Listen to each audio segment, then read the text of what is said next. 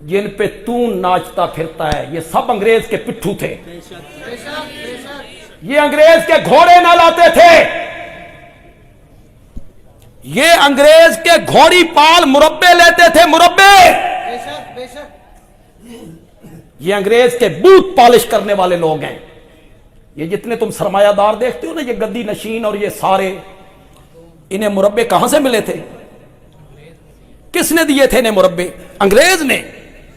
یہ انگریز کے وفادار تھے, یہ جاسوس تھے انگریزوں کے. یہ سارے لالیکا مانیکا نون اور چودھری اور مخدوم, یہ سارے گھوڑی پال مربے لیتے تھے, انگریز کی چمچا گیری کرتے تھے. جب تیرے بڑے من مضمون نے آج بڑا عجیب جا دے چھڑیا, جب تیرے بڑے گھوڑی پال مربے لیتے تھے نا, جب تیرے بڑے ان کے گھوڑوں کی خارش کیا کرتے تھے نا, جب تیرے بڑے انگریز کے بوٹ پالش کیا کرتے تھے نا, اس وقت ہمارے مدرسے کے حسین احمد مدنی نے فتویٰ دیا تھا انگریز کی فوج میں بھرتی ہونا حرام ہے. ہمارے مدرسے کے پڑھے ہوئے نے دیا تھا. تو وفاداریوں میں پھرتا تھا, مربے کھاتا پھرتا تھا. انہوں نے فتویٰ دیا انگریز کی فوج میں بھرتی ہونا, حکومت انگریز کی ہو اور انگریز کی حکومت میں یہ فتویٰ جاری کرنا بغاوت ہے. بغاوت کا کیس چلا, خالق دینا ہال کراچی میں مقدمہ ہوا, مقدمے کی سماعت ہوئی تو جج نے کہا حسین احمد مدنی آپ نے یہ فتویٰ دیا کہ انگریز کی فوج میں بھرتی ہونا حرام ہے, دیا فتویٰ. حضرت مدنی نے کہا فتویٰ دیا ہے کیا ہوتا ہے؟ میں تیری عدالت میں کھڑے ہو کے کہتا ہوں کہ انگریز کی فوج میں بھرتی ہونا حرام ہے. تو کیسے مقابلہ کرے گا ہمارے علماء کا جو دینی مدارس نے ہیرے پال کے قوم کو دیے تھے؟ جسٹس کیانی وہ تھا شین, اس نے امیر شریعت سید عطا اللہ شاہ بخاری رحمۃ اللہ علیہ کو کہا شاہ جی یہ ایف آئی آر ہے, آپ نے تقریر کرتے ہوئے کہا ہے اگر میں مرزا قادیانی کے وقت ہوتا تو میں اسے قتل کر دیتا, نہ رہتا بانس نہ بجتی بانسری. یہ آپ نے کہا ہے کہ میں اسے قتل کر دیتا؟ شاہ جی نے کہا ہے کیا ہوتا ہے؟ میں تیری عدالت میں کھڑے ہو کے کہتا ہوں میں اس وقت ہوتا اس کی گردن اڑا دیتا. اگلے جملے سن, پھر دیکھ مدارس نے قوم کو کیا دیا ہے. شاہ جی نے فرمایا اگر تجھے شک ہے تو نبوت کا دعویٰ کر کے دیکھ, میں تیری گردن نہ اڑا کے رکھ دوں تو عطا اللہ شاہ نہ کہہ. دیوبند نے تو ہیرے پال کے قوم کو دیے تھے, اور شاہ جی کو اللہ نے کیا تاثیر دی تھی. ہم نے تو نہ انہیں دیکھا ہے نہ سنا ہے, ہم نے تو انہیں کتابوں میں پڑھا. وہ کیا چیز تھی یار کہ بمبئی سٹیڈیم میں تقریر کرتے ہیں تو ان کی تقریر پہ ٹکٹ لگتا ہے, ساڑی مفت کو نہیں سن, اعلان کر کے ٹکٹ. مجھے خدا کی قسم سرگودا میں ایک بابو نذیر صاحب تھے, وہ ہندوستان میں گاڑی پہ چلتے تھے, وہ نہیں ہوتے ٹکٹ چیک کرنے والے, انہوں نے مجھے سنا ہے, خود ان سے میں نے سنا کہ بمبئی میں شاہ جی کی تقریر تھی. میں نے اس طرح ڈیوٹی لگائی کہ وہ رات میری بمبئی آئے, میں بمبئی پہنچا تو ٹکٹیں ختم ہو چکی تھیں, بلیک میں مل رہی تھیں. جنہیں پرانے زمانے کدی سین میں ویکھے نے نا, انہوں نے چنگا پتا ہوتا بھی ٹکٹاں کنیاں بلیک ہونیاں سن. ٹکٹیں لڑکے خرید لیتے تھے, پھر وہ بلیک میں بیچتے تھے, مطلب روپے کی 1.5 روپے میں بیچ دی. میں بلیک ٹکٹ لے کر بمبئی سٹیڈیم میں گیا, پورا سٹیڈیم بھرا ہوا تھا. شاہ جی نے رات کو تقریر کی, صبح کی اذان ہو گئی. اذان کی آواز جب کان میں پڑی تو شاہ جی نے کہا ہائے ظالم کو کس وقت خدا یاد، پتہ نہیں کیا چیز تھی، کیا تاثیر تھی۔ یہ جو قتل کا مقدمہ تھا شاہ جی پر، اس کا جو گواہ تھا لدھا رام، ہندو تھا، ہندو ہے، ہندو سرگودا کا تھا لدھا رام۔ شاہ جی جب عدالت میں آئے نا تو لدھا رام کھڑا تھا۔ شاہ جی کسی نے کہا شاہ جی اے وے لدھا رام، شاہ جی لدھا رام کے قریب سے گزرے، شاہ جی نے فرمایا لدھا رام اس عدالت کے بعد ایک اور عدالت بھی لگنے والی ہے۔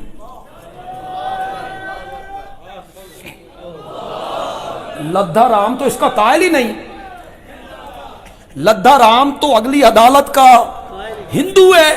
شاہ جی نے کہا گواہی دو گے جھوٹی، اس عدالت کے بعد ایک اور عدالت بھی لگے گی۔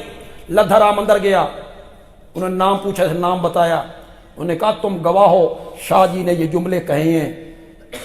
لدھا رام نے کہا جی نہیں کہے، نہیں کہے۔ تم نے کیوں لکھے؟ اس نے کہا مجھ سے ایس پی نے لکھوائے، میں نے نہیں لکھے۔ کیا تاثیر ہے شاہ صاحب کی۔ اس سے بھی دلچسپ بات آپ کو سناؤں، لطیفے کا لطیفہ ہے۔ شاہ جی نے سول نافرمانی کی تحریک شروع کی، انگریز کے خلاف سول نافرمانی، سرخ رنگ کے کپڑے پہن کے۔ کس رنگ کے کپڑے پہن کے؟ احتجاج۔ وہ سرخ رنگ کے کپڑے پہن کے آر آر باہر نکلتے، پولیس گرفتار کر لیتی۔ ایک دن پولیس نے خسریاں نو ویکھیا، انہاں خسریاں سرخ رنگ دے کپڑے پائے، انہاں سمجھا اے بھی آر آر نے، انہاں خسریاں نو پھڑ لیا بھئی یہ سول نافرمانی کر رہے ہیں۔ خسروں کو پکڑ کے لے گئے تھانے۔ کسی نے شاہ جی کو بتایا شاہ جی خسرے پھڑے گئے جے تے صبح عدالت وچ پیش ہونا، تو جج نے پوچھنا ہے تم نے جلوس نکالا؟ انہوں نے کہنا ہم نے تو جلوس کو نہیں نکالا، اخباروں میں خبر چھپ جائے گی آر آر نے معافی مانگی، معافی مانگی تو رہائی ملی۔ شاہ جی نے کہا میری خسرے نال ملاقات کرو۔ ملاقات ہوئی، شاہ جی نے پتہ نہیں کیا کہا ان سے، پتہ نہیں کیا کہا۔ صبح جب خسرے عدالت میں گئے نا تو ایک خسرا پہلے نا کمرے میں داخل ہو کے اس نے جج کو دیکھا۔ جج تھا، داڑھی صاف، مونچھیں صاف، تو دوسرے خسروں کہتا ہے آ جاؤ اپنی برادری ہے، آ جاؤ۔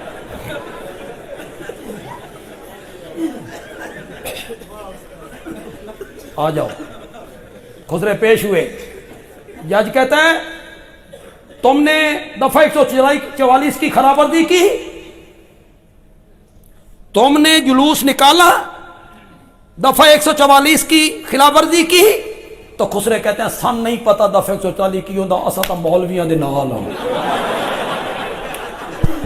اسا تا مولویاں دے نال۔ مزہ ہے نا شاہ جی کا، کیا اثر ہے اللہ نے شاہ جی کو دیا۔ مولانا حسین احمد مدنی کہتے ہیں فتویٰ دیا ہے کیا ہوتا ہے؟ تیری عدالت میں کھڑے ہو کے کہتا ہوں انگریز کی فوج میں بھرتی ہونا حرام ہے۔ جج حیران ہوا، کہتے ہیں اس کی سزا جانتے ہو؟ یہ بغاوت ہے۔ دیوبند کے سکوت نے بغل سے لٹھا نکالا، میز پہ بچھایا، فرمایا سزا جانتا تھا تبھی تو کفن دیوبند سے ساتھ لے کے آیا ہوں۔ یہ ہمارے علماء تھے، یہ ہمارے علماء تھے۔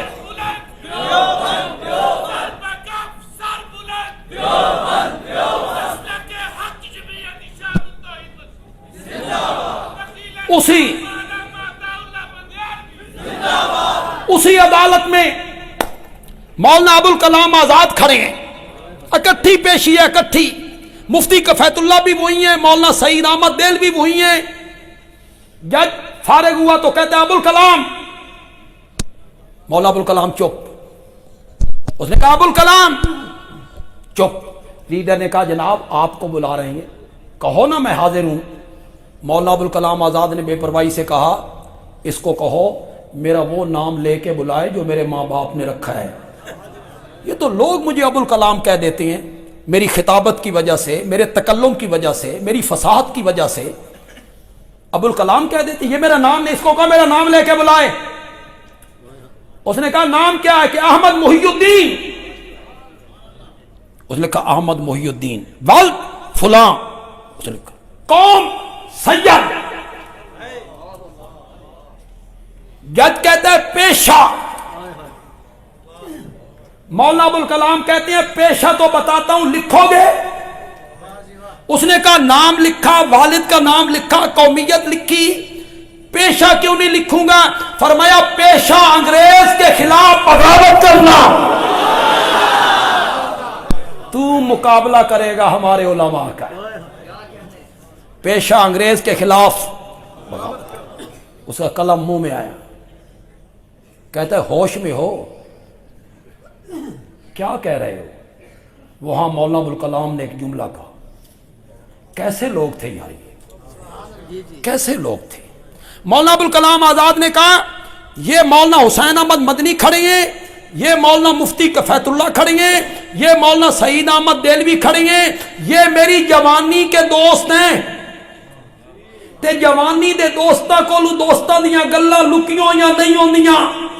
ان تینوں سے پوچھ لے ابوالکلام نے جب سے ہوش سنبھالا ہے نہ شراب پی ہے، نہ زنا کیا ہے، نہ جھوٹ بولا ہے. میں آج بھی کہہ رہا ہوں تو سچ ہی کہہ رہا ہوں. کسی نے سید عطا اللہ شاہ بخاری رحمۃ اللہ علیہ کو آ کے بتایا کہ مولانا ابوالکلام آزاد نے آج عدالت میں کھڑے ہو کے یوں کہا، تو شاہ جی نے موچی دروازے میں کہا مرزا قادیانی تین تے نبوت دا دعویٰ سجیا ہی نہیں. ابوالکلام آزاد نبوت کا دعویٰ کرتا تھا تو جھوٹا پر سچ جاتا کہ جب سے ہوش سنبھالا زنا نہیں کیا، جھوٹ نہیں بولا، شراب نہیں. ہوش میں ہو؟ کیا کہہ رہے ہو کہ ہوش میں ہوں؟ جج کہتا ہے 6 مہینے قید با مشقت. لکھی اس نے.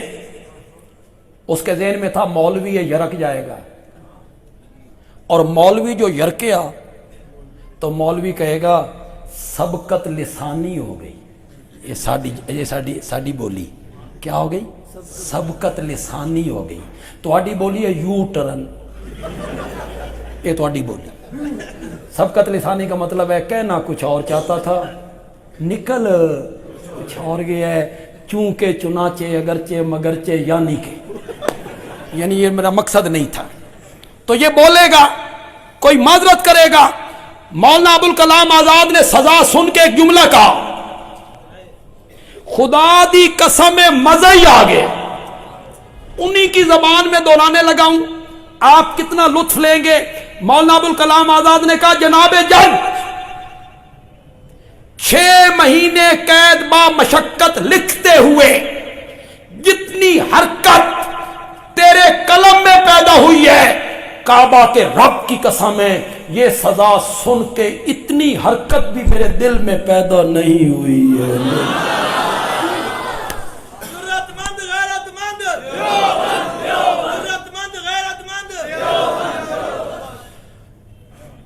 تو یہ مان کہ یہ ہستیاں علماء دیوبند نے پیدا کی، مدرسوں کی پیداوار تھے یہ اتنے بڑے بڑے مفسر. تو ذرا دیکھ تو تھے شیخ الاسلام مولانا شبیر احمد عثمانی، اس کی تفسیر پڑھ کے تو دیکھ ذرا، تجھے پتہ چلے مفسر کسے کہتے ہیں اور شیخ الاسلام کون ہوتا ہے. اور وٹا پٹو تے تھلوں شیخ الاسلام نکلدا کہتا میں شیخ الاسلام ہاں. ہمارے حضرت نیلوی صاحب رحمۃ اللہ علیہ کہتے تھے یہ چھک کھل اسلام، چھک کھل اسلام. شیخ الاسلام ایک ہی تھا اور وہ مولانا شبیر احمد عثمانی تھا. تو دیکھ تو صحیح شیخ الہند مولانا محمود حسن دیوبندی رحمت اللہ علیہ، تو دیکھ مولانا عبید اللہ سندھی رحمت اللہ علیہ، تو دیکھ وقت کا ابن حجر مولانا انور شاہ کشمیری، تو دیکھ اس پائے کا تیرے پاس کوئی ہو تو. آج بڑے فن خان بنے پھرتے ہیں دیوبند نے پاکستان کی مخالفت کی تھی اور اساں پاکستان بنایا، اساں ہم نے بنایا ہے پاکستان، تساں بنایا پاکستان، ہم نے بنایا ہے پاکستان۔ جتنے پڑھے لکھے لوگ یہاں بیٹھے ہو، سکول کے پڑھے لکھے، کالج کے پڑھے لکھے لوگ یہاں بیٹھے ہو، خدا لگتی بات کہیے گا، پاکستان ہندوستان کی تقسیم سے پہلے متحدہ ہندوستان پہ حکومت کون کرتا تھا؟ کون حکمران تھا؟ انگریز۔ بولو، بولتے کیوں نہیں؟ کون حکمران تھا؟ انگریز۔ اگر انگریز یہاں سے نہ نکلتا پاکستان بنتا؟ اگر انگریز یہاں سے دفع نہ ہوتا ہندوستان سے تو پھر پاکستان بنتا؟ ناممکن تھا نا۔ پاکستان بنانے کے لیے انگریز کو دھکا دینا، انگریز کو یہاں سے نکالنا ضروری تھا، ضروری تھا۔ تیرے وڈیروں میں کسی نے انگریز کے خلاف تحریک چلائی ہو اور ایک دن کی جیل کاٹی ہو، سامنے لا، لے آ۔ ادھر ہمارے دیکھ چونے کی بھٹیوں میں جلائے گئے، درختوں کی ٹہنیوں کے ساتھ، تنوں کے ساتھ ان کو پھانسی پہ لٹکا دیا گیا، کالا پانی میں انہیں قید کر دیا گیا، مالٹا کی جیل میں انہوں نے 4-5 سال قیدیں کاٹی ہیں۔ انگریز کو نکالنے میں سب سے اہم کردار علماء دیوبند کا ہے۔ تو رپورٹ پڑھ جا کے، برطانیہ میں آج جا، چل جا۔ جب یہاں تحریک چل رہی تھی تو جو لوگ یہاں جائزہ لینے کے لیے آئے کہ کیا وجہ ہے انگریز کمزور ہو رہا ہے اور نکلنے پہ مجبور ہو رہا ہے، کیا رپورٹ دی تھی وہاں انہوں نے جا کے؟ انہوں نے کہا تھا جب تک دیوبند کا مدرسہ قائم ہے انگریز کے قدم ہندوستان میں نہیں ٹک سکتے ہیں، نہیں ٹک سکتے، نہیں ٹک سکتے۔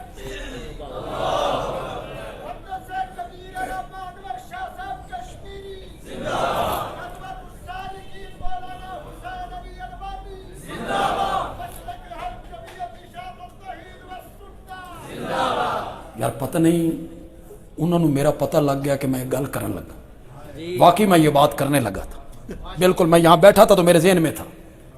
تو ادھر دینی مدارس نے کیا دیا؟ کتنے علماء کے نام میں نے لیے، مولانا عبید اللہ سندھی، مولانا احمد علی لاہوری، مولانا ابوالکلام آزاد، مولانا حسین احمد مدنی، مولانا مفتی کفیت اللہ، مولانا محمد ضیاء الحق، مولانا اعزاز علی، اور دینی مدارس نے اور دینی تعلیم نے قوم کو دیا رئیس المفسرین مولانا حسین علی الوانی رحمت اللہ علیہ، جو ہندوستان سے پڑھ کے آئے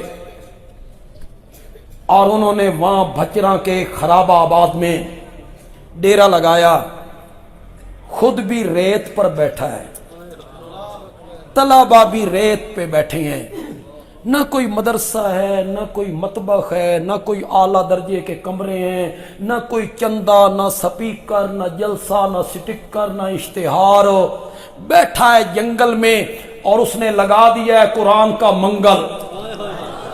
پھر لوگ ٹوٹ پڑے اس پر، کوئی ہندوستان سے، کوئی بنگال سے، کوئی روس سے، کوئی دلی سے، کوئی دیوبند سے، کوئی اٹک سے، کوئی گجرات سے، کوئی اٹک سے، کوئی گجرات سے، کوئی پنڈی گھیب سے اس کی خدمت میں پہنچے، وہ شاگرد پہنچے، علماء پہنچے، اس نے ان پر قرآن کا رنگ چڑھایا، تصوف کا رنگ چڑھایا، قرآن کا رنگ چڑھایا۔ کسی کو غلام اللہ خان سے شیخ القرآن بنا دیا، کسی کو سید عنایت اللہ شاہ بخاری سے پیر طریقت بنا کے رکھا، کسی کو قاضی شمس الدین سے رئیس المحدثین بنا دیا، کسی کو مولانا محمد امیر سے شیخ التفسیر بنا دیا، اور کسی کو مولانا محمد طاہر سے مفسر قرآن بنا کے رکھا۔ یہ جہاں گئے کنجمن بن گئے، جہاں جہاں مولانا حسین علی کا شاگرد گیا نا وہاں توحید کا بوٹا لگا، اور جہاں نہیں گیا وہاں اندھیرا ہے آج تک، وہی شرک کا زور ہے۔ جہاں مولانا حسین علی کا کوئی مرید، کوئی شاگرد نہیں گیا، مولانا حسین علی مفسر قرآن ہے، مولانا حسین علی اعلیٰ درجے کے فقیہ ہے، مولانا حسین علی کا تصوف میں اعلیٰ مقام ہے. مولانا حسین علی حدیث کے فن میں بڑی مہارت رکھتے ہیں، لیکن مولانا حسین علی کا سب سے بڑا کمال اور سب سے بڑی خوبی یہ ہے کہ انہوں نے قصے اور کہانیاں سننے والوں کا ذہن رب کے قرآن کی طرف موڑ دیا تھا. یہ مولانا حسین علی کا کمال تھا. لوگ قصے سنتے تھے، کہانیاں سنتے تھے، انہوں نے کہا قصے کہانیاں نہیں، رب کا قرآن.